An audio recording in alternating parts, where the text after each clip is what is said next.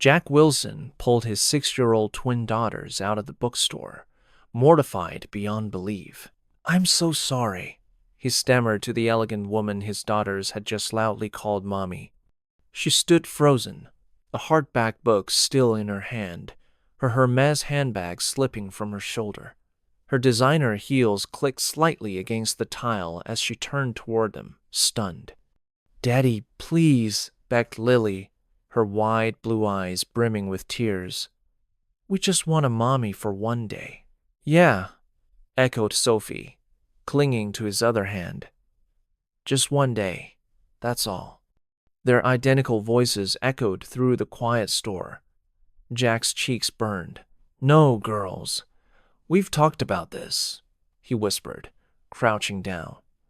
"You can't just ask strangers that." "But she's not just anyone," Sophie said, sniffling.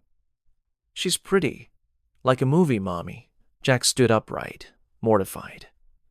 "Ma'am, I'm really sorry. They're just—" He trailed off as the woman's expression softened.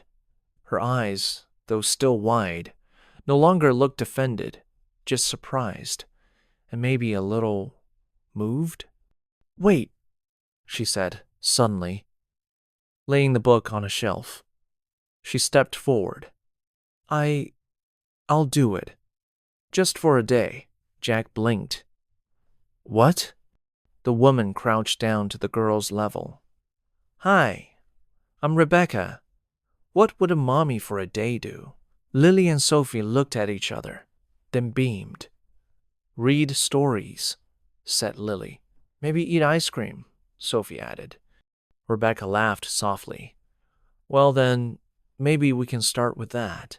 Jack stared, completely out of his depth. "Are you sure? You really don't have to." She stood up and met his eyes. "I want to." If you had asked Jack Wilson 2 years ago where he thought his life would be, he never would have imagined this. At 34, he was a low-level construction engineer at a small company. He worked nights as a mall security guard just to make ends meet. 2 years earlier, his life had imploded when his twin daughters, Lily and Sophie, were diagnosed with a rare congenital heart defect at the age of 4. His wife Ashley left. She had claimed she couldn't handle the stress, the hospital visits, the specialists, the terrifying uncertainty. She disappeared one night without warning. Jack had come home from a late shift to find her clothes gone, her wedding ring on the kitchen table, and a one-line note. "I can't do this anymore." He hadn't heard from her since. He had been navigating parenthood alone ever since, juggling cardiology appointments, medication schedules, therapy, and preschool, all while working double shifts to afford what their insurance didn't cover. Their one-bedroom apartment in the older part of town wasn't much. Jack slept on a pull-out couch, giving the girls the only bedroom. It was noisy, cramped, and the radiator whined like a ghost. But it was clean and full of love. That was all that mattered to him. 6 months ago, the girls had undergone joint heart surgery, a complex dual procedure performed by one of the top pediatric cardiac teams in the state. The surgery had been successful, but the debt that followed was suffocating. Even with insurance, Jack owed more than 40 in medical expenses. He took every extra shift he could, often coming home after the girls were already asleep, just to kiss their foreheads and collapse onto the couch in exhaustion. And yet, Lily and Sophie never complained. They were extraordinary kids, bright, compassionate, full of questions about the world. They loved science, especially anything related to the heart. "Because we have special hearts," Sophie would say proudly, pointing to her chest. But Jack saw the sadness too. In their drawings, always 3 figures. One tall, Daddy, 2 small, Lily and Sophie, and a blank space with long hair labeled Mom. In the way they watched other children at the park with their mothers. In the increasingly frequent questions Why don't we have a mommy? Lily had asked just a week before.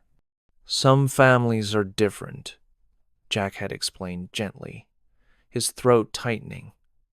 Some have two moms, some have two dads. Some have just a dad who loves his girls more than anything in the world. It usually satisfied them, but Jack knew they longed for that missing piece, and now that missing piece had just knelt in front of them in the form of Rebecca Morgan.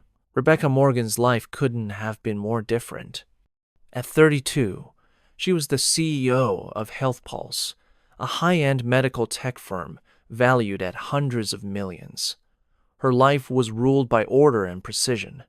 Her office was a glass-walled suite on the 32nd floor, with views of the skyline. Her schedule was run minute by minute by an executive assistant and 3 digital calendars. She had power, wealth, influence, everything she had ever set out to achieve. And yet, she often came home to silence.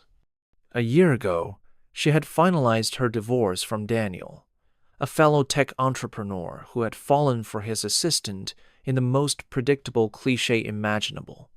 The real devastation, however, had come much earlier, 7 years ago, when a car accident left her unable to carry children. That truth had followed her through every relationship like a shadow. Her ex had used it like a weapon in their final argument. "I want a real family," he had shouted. Rebecca knew grief intimately.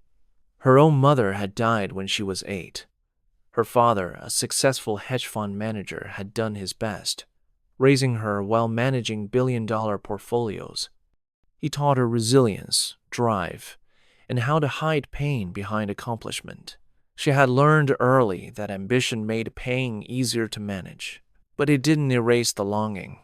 That rainy Tuesday, she had stopped into the bookstore just to pick up a few medical text research for a new pediatric cardiac monitor her company was developing. She hadn't expected to meet 2 little girls who would change everything. She had been flipping through a textbook on congenital heart conditions when a small voice interrupted her. "We had that surgery," said one twin Lily. She would learn later, pointing to a diagram on the page. "Want to see our scars?" Sophie added eagerly before lifting her t-shirt. Rebecca blinked, startled, then smiled. "You're both very brave. Our daddy says we have the strongest hearts in the world," Lily said proudly.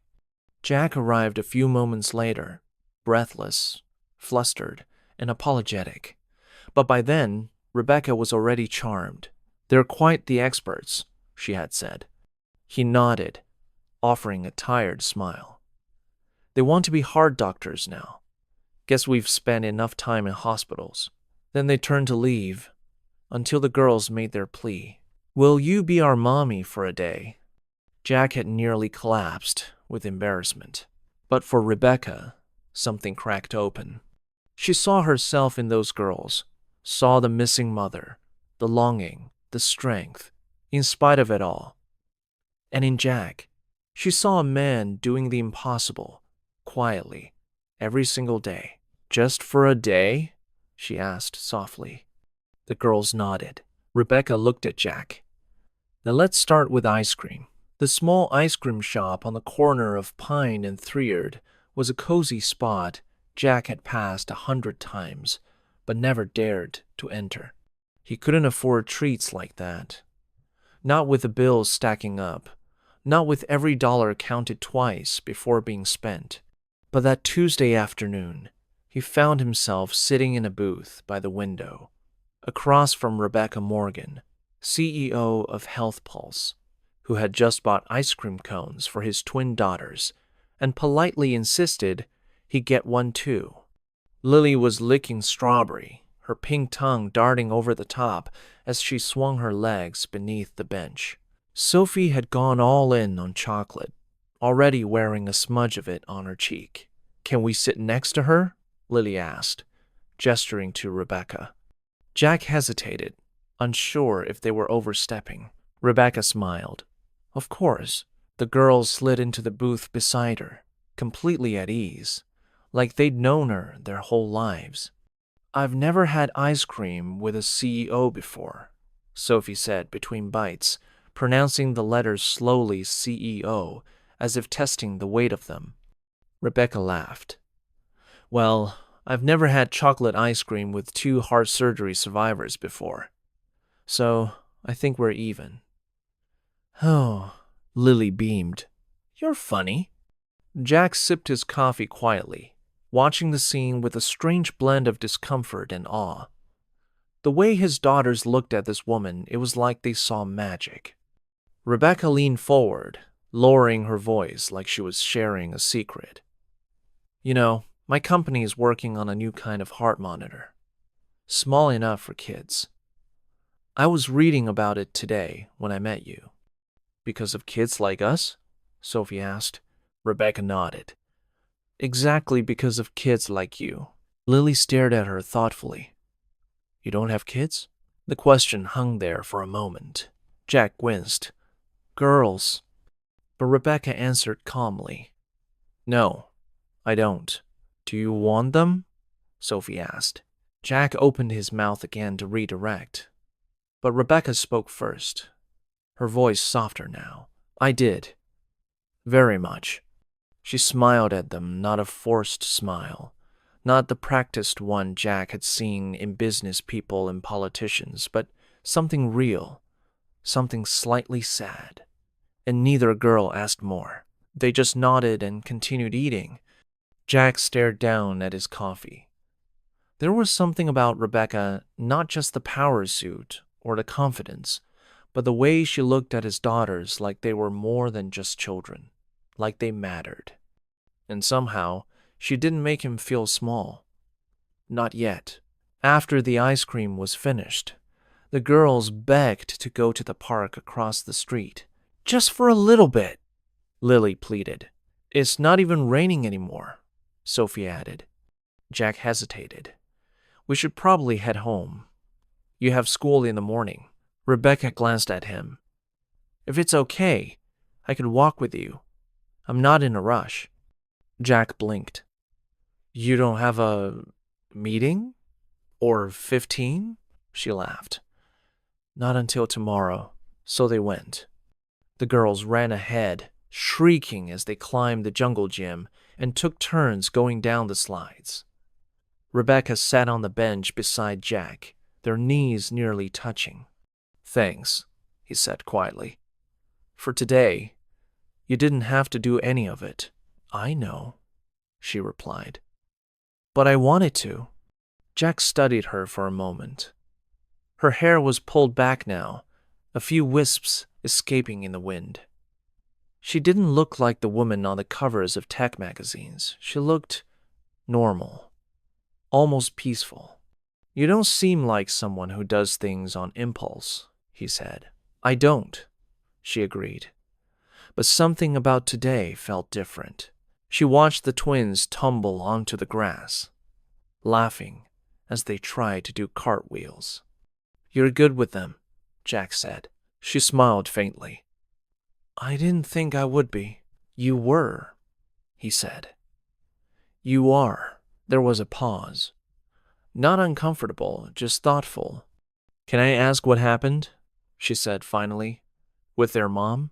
Jack exhaled slowly. She left when they were 4, right after their diagnosis. Rebecca turned toward him. I'm so sorry. She said she couldn't handle it. The hospital visits, the what-ifs. She just packed a bag and left one night while I was at work. No note, no goodbye. Have they seen her since? Jack shook his head. Not once. Haven't heard a word. Rebecca looked down, her fingers gently tugging at her sleeve. They draw her sometimes, Jack continued. A woman with long hair, a smile.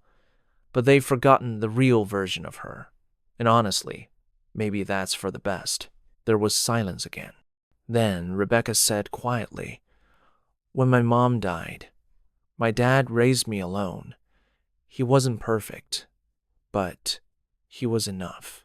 Jack looked at her. I worry every day that I'm not. Rebecca met his eyes. From what I saw today, you're doing just fine. Their gazes held for a second too long. And then, like a spell breaking, Lily ran over with a dandelion in her hand. Here, she said, thrusting it toward Rebecca. For you. Rebecca took it with a surprised smile. Thank you. It's beautiful. Blow it and make a wish, Sophie called, already halfway up the slide. Rebecca held the delicate stem, then gently blew. The white tufts scattered on the breeze. Jack watched her. What'd you wish for? He asked, half joking. She smiled, but didn't answer. That evening, after walking them home, Rebecca stood outside their building, unsure if she should go up. Jack noticed her hesitation. You want to come in? She hesitated. Would that be okay? They'd probably chain you to the kitchen table if I said no. She laughed. Tempting. Inside, the girls showed her every drawing they'd ever made. They insisted she read them a bedtime story.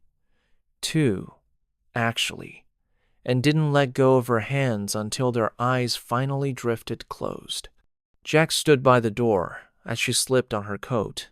You didn't have to stay. I know. He paused. But I'm glad you did. Rebecca looked up at him. So am I. Neither of them moved for a second. The apartment was quiet, save for the hum of the heater. Then she smiled softly. Maybe next time we try the zoo. You're not getting rid of us, are you? He teased gently. I think I'd be okay with that, she said. And with that, she stepped into the night. In the weeks that followed that rainy Tuesday, Rebecca began visiting more often, always under the casual excuse of just saying hi. But it became something more. She brought little things, a book on sea creatures, because Lily loved dolphins, a packet of glow-in-the-dark stickers for Sophie's wall. Once, she brought homemade banana muffins that turned out dense and slightly burnt. The girls loved them anyway. Jack never asked for anything, but he didn't stop her either. On Tuesdays, she'd come after work and help with homework. On Saturdays, she'd join them for a walk in the park or an afternoon at the library. The girls began expecting her, counting on her. And Jack tried not to, but it was getting harder. One afternoon, Jack came home from a 14-hour shift, shoulders tight from lifting pallets, back aching, his boots soaked from an unexpected downpour. He unlocked the door, ready to collapse. Instead, he found Rebecca in the kitchen, wearing one of his oversized aprons, stirring soup. The girls were sitting at the table, drawing quietly. A lamp cast a warm glow over the room. Sophie saw him first. Papa! She cried, jumping from her chair. Claremont made soup. Jack blinked. Wait, what? Lily followed, hugging his leg. She came 'cause Sophie had a fever, but she's okay now. Jack's heart jumped. Fever? Just a mild one, Rebecca said calmly, walking over. She was a little warm after school and said her throat felt scratchy. I gave her children's Tylenol and kept her hydrated. No coughing, no congestion. She's resting now. Jack looked at her. How did you... Your neighbor, Mrs. Alvarez, texted me, she said. She had my number. She said you were working a double shift and she didn't want to bother you unless it got worse. He ran a hand down his face, suddenly exhausted in a way that had nothing to do with work. I didn't mean for you to have to. You didn't ask. Rebecca interrupted gently. I wanted to. She looked at him, then really looked at the bags under his eyes, the way his shoulders sagged. I don't do helpless, he said after a moment, his voice rough. I can't afford to. I'm not here because I think you're helpless, she replied. I'm here because I care. Jack met her gaze. There was no pity there, just quiet strength. He nodded slowly. Okay. They fell into something resembling a rhythm. She never stayed too long, never overstepped, but her presence became a thread woven into the fabric of their lives. Still, Jack struggled with it, the ease of it all, the way she fit into their world like she'd always been part of it. One Friday night, after the girls had fallen asleep and the apartment was filled with a comforting scent of chamomile tea, Jack found himself sitting beside Rebecca on the couch. The room was dim, just the soft light of a lamp. She was telling a story from her childhood, a camping trip gone wrong, her father accidentally setting fire to their tent. Jack chuckled. So the hedge fund titan can't toast marshmallows? Not unless you like them flambéed. They fell into a comfortable silence. Then Jack said, I haven't talked to anyone like this since Ashley left. Rebecca turned to him, her expression softening. Do you want to tell me what happened? He exhaled. When the girls were diagnosed, it broke something in her. Or maybe she was already broken. I don't know. One night I came home from the hospital, and she was just gone. No note, no forwarding address. Just gone. Rebecca's heart clenched. That must have been unbearable. The hardest part wasn't her leaving, Jack said, voice low. It was explaining to two 4-year-olds why Mommy wasn't coming back. They asked for her every day for months. His voice cracked. Rebecca reached out without thinking, her hand resting on his. Jack, I worry, he whispered. Every day. That I'm not enough. She squeezed his hand. You are. Their eyes met. And for a moment, one long, breathless moment, it felt like everything in the world narrowed to just that small couch, the flicker of lamplight, and the distance between two people who weren't quite strangers anymore. But just before something could shift, just before that distance disappeared, a soft voice broke the moment. Are you going to kiss her? Sophie stood in the hallway in her pajamas, hair mussed, eyes wide. Rebecca blinked, startled. Jack cleared his throat. You should be in bed. Lily appeared behind her sister. We thought maybe you'd be our mommy now. Rebecca knelt down slowly, her voice catching. Girls, I love spending time with you. I really do. But are you going to leave too?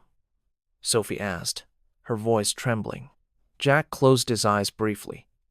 He hadn't realized how deeply they'd begun to hope, how quickly children could give away their hearts. Rebecca opened her arms, and the girls ran to her. She held them tightly. I'm not going anywhere, she whispered. Jack watched them from across the room, something swelling in his chest, a mix of fear and something dangerously close to hope. The next day, Rebecca arrived at the school for Family Day. Jack had almost kept the girls home. He didn't want them to feel different, like the only kids without a mom. But when he told Rebecca, she had said simply, I'll be there. She arrived not in her usual tailored suit, but in jeans and a soft cream sweater. She brought cupcakes with pink frosting and stayed through every presentation. When the teacher, Mrs. Howard, gestured to Rebecca and said, It's wonderful to see Lily and Sophie's mother here today. No one corrected her. The girls glowed. Jack said nothing. Afterward, as they walked through the parking lot, Jack looked at her. Thank you. I haven't seen them that happy in a long time. Rebecca smiled, brushing a curl from her face. It was my pleasure. They think of you as family, he said. She stopped walking, turned toward him. I think of them the same way. Jack's throat tightened. He wanted to say something true and terrifying and long overdue, but instead, he reached for her hand, and this time, she didn't let go. Jack stood at the kitchen counter, flipping through a stack of unopened mail, when a single envelope stopped him cold. It was from the hospital. He opened it slowly, expecting another payment notice, another reminder that he was drowning in debt. Instead, the letter read, "Balance, paid in full." Jack blinked. He checked the date, the account number, his name. Everything matched. He called the billing department, confusion thick in his voice. "Yes," said the woman on the line. "Your outstanding balance was paid in full last week. A private foundation affiliated with Health Pulse covered it." Gone. Health Pulse.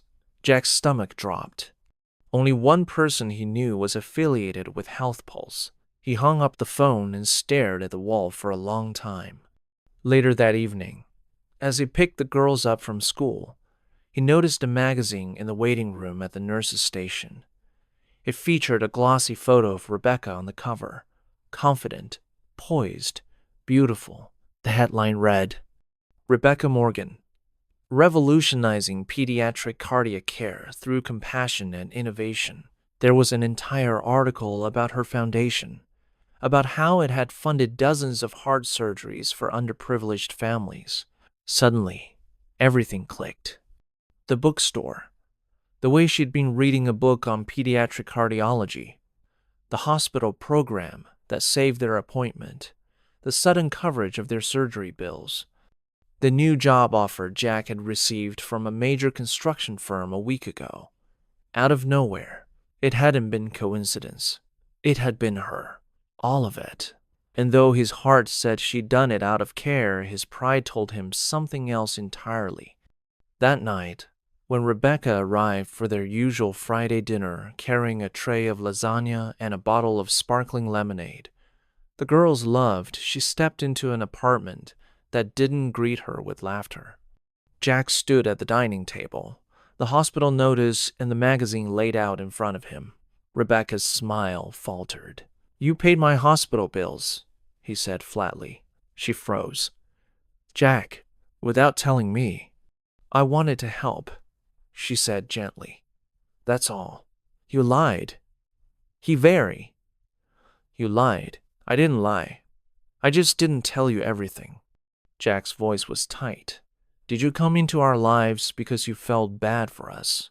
Were we some charity case to make you feel like a better person?" Rebecca's eyes widened, wounded. "Of course not." "Then why hide it?" "Because I knew you'd react like this," she said, trying to stay calm. "Because I knew your pride would push me away." Jack took a step back. "It's not about pride. It's about trust. About dignity." Her voice cracked. "You think I pity you, Jack. I admire you." But Jack was already unraveling. "I thought what we had was real. Now I don't know what was real and what was orchestrated." At that moment, two small figures appeared in the hallway. Lily and Sophie had been listening. "Why are you yelling at Mommy?" Lily asked, voice trembling.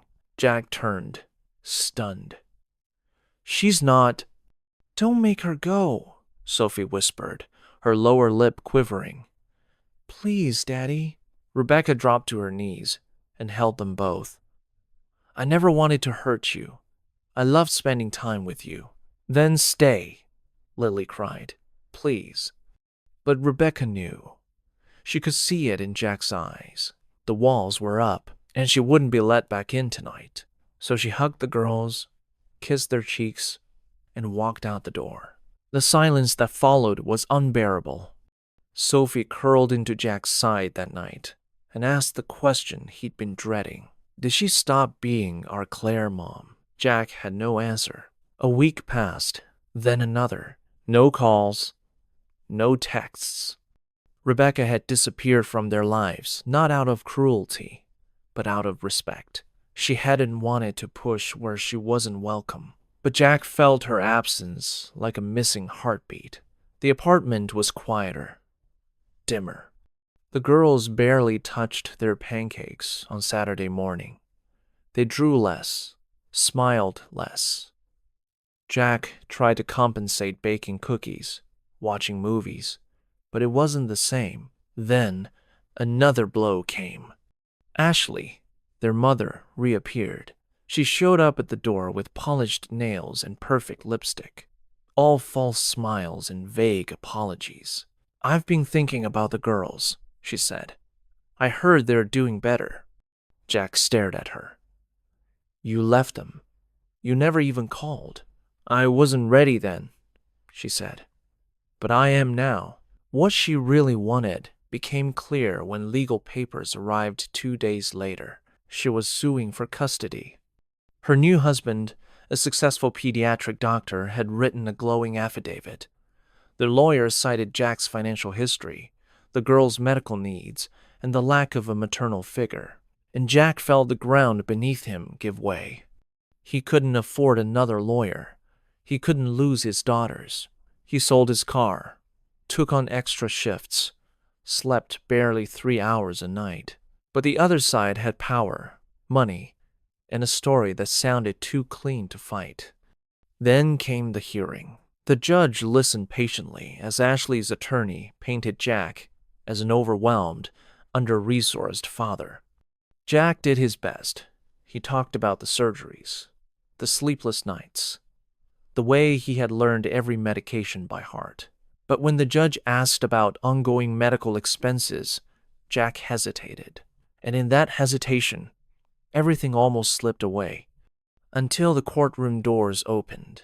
Rebecca walked in a tailored navy dress, heels clicking against the floor, a team of lawyers behind her. "I'd like to speak," she said clearly. The judge allowed it, and Rebecca took the stand.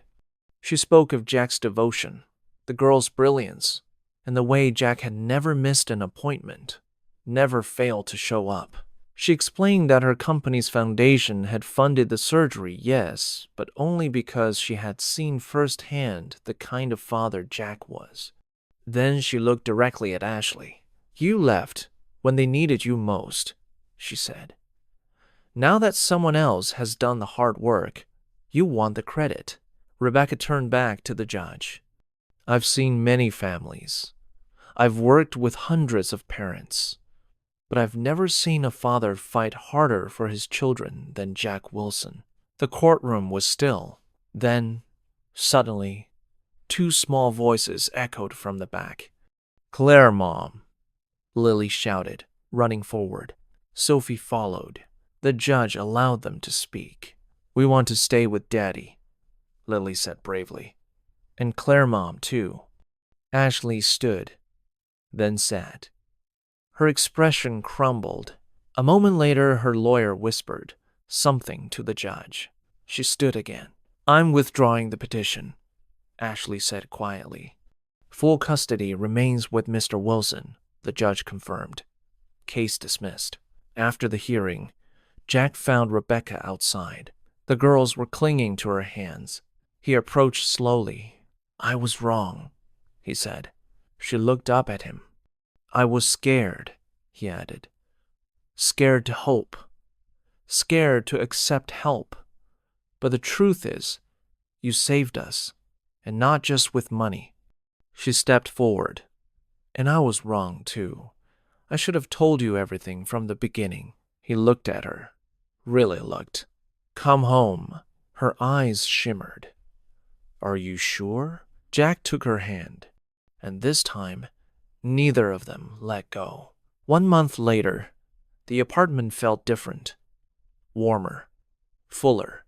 Rebecca visited almost every day, and eventually, she never left. On the twins' 7th birthday, they had a small party in the park. Cupcakes, balloons, and a hand-painted sign that read, "Our family." When the girls blew out their candles, Jack asked, "What did you wish for?" Lily smiled. "If we tell you, it won't come true." But Sophie leaned in and whispered, "I already got mine."